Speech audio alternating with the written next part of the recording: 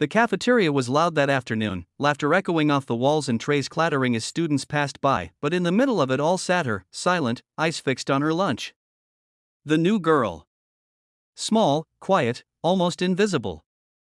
No one really knew her name yet, except that she joined the cheer squad last week and hardly spoke to anyone. But when the mean girls spotted her, the ones who ruled the hallways like queens of a kingdom that no one asked for, they smelled weakness. "Hey, Navy Barbie," sneered Tiffany, the captain of the cheer team, flipping her perfect hair as she leaned over the new girl's table. "Did you forget how to smile? Or do you just think you're too good for us?" The new girl didn't respond.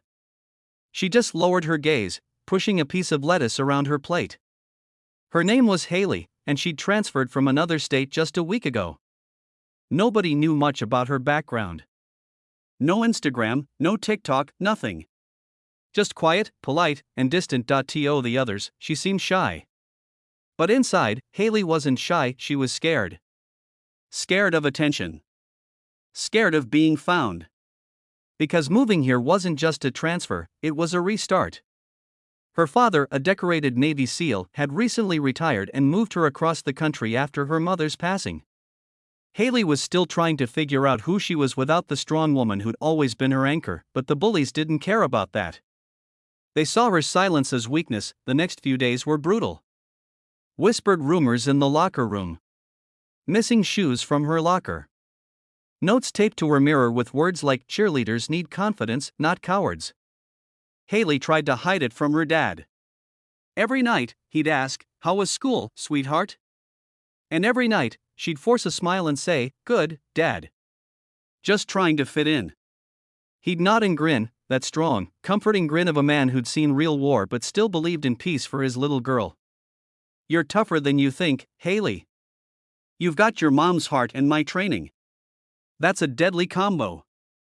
But deep down, Haley didn't feel tough at all. One Friday, the cheer team was preparing for a big halftime show.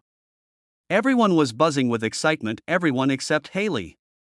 Tiffany and her group had already decided they were going to teach her a lesson after the game. They planned to corner her in the locker room, record it, and post it online. The night came. The stadium lights glared, the crowd roared, and the team took the field. Haley moved perfectly, every step, every jump flawless. It shocked even Tiffany, but instead of admiration, jealousy flared. "She's showing off," Tiffany muttered under her breath. When the performance ended and the crowd cheered, Haley smiled for the first time in weeks. For a moment, she felt she belonged, but when she entered the locker room afterward, that feeling shattered. Tiffany and her two friends were waiting. "Nice moves, newbie," Tiffany said coldly. "But don't forget who's in charge here." Haley tried to walk past them, but Tiffany shoved her back against the lockers. The metal echoed loudly. "You think you can just come here and steal the spotlight?" I wasn't trying to," Haley stammered. "Oh, you weren't trying to," sneered another girl. "Then what was that little show out there?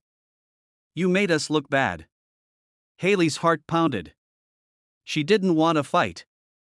She'd seen enough conflict through her dad's stories to know violence never solved anything. But before she could say anything more, Tiffany raised her phone and smirked. "Let's make this viral. Crybaby cheerleader cracks after game." And just as Tiffany pressed record, the locker room door swung open. A tall man stepped in, his presence so powerful the room seemed to shrink.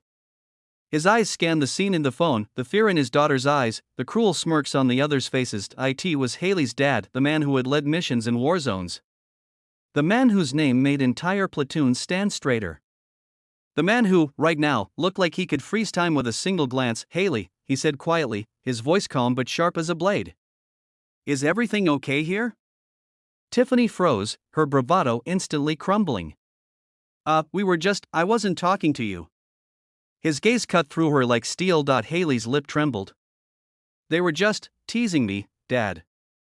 He nodded slowly, stepping closer, his calmness more terrifying than anger. "Teasing. Right. You know, I used to teach young recruits something important about courage, discipline, and respect." He looked at the girls. "But I guess some lessons aren't taught at home." No one spoke. The tension was suffocating. Then he crouched slightly to meet Haley's eyes. "You don't ever let anyone make you small, do you understand? You've got the strength of a warrior, even if they can't see it." Haley's tears finally fell.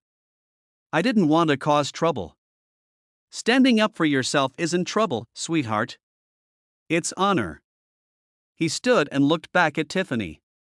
And you three, you should remember something. One day, the people you hurt might be the ones you need most. And if you ever think picking on someone makes you powerful, you've already lost. He didn't yell. He didn't threaten. He just walked out with Haley, his hand resting protectively on her shoulder. And somehow, that quiet strength was louder than any shout. The next Monday, things changed. Tiffany never looked Haley in the eye again. The video never surfaced. And during practice, the coach asked Haley to lead warm-ups, a small sign of respect that meant the world that day. Haley realized something her father had always tried to teach her: strength isn't about muscles or medals, it's about heart. The courage to stay kind in a cruel world. As the story ends, remember this: there's always someone fighting a battle you can't see. So be kind. Be strong. And if you ever feel invisible, just know your light is waiting to be seen. If this story touched your heart, don't forget to hit like, share it with someone who needs to hear it, and subscribe for more stories that remind us all what true strength looks like. Because sometimes, the quietest hearts have the loudest courage.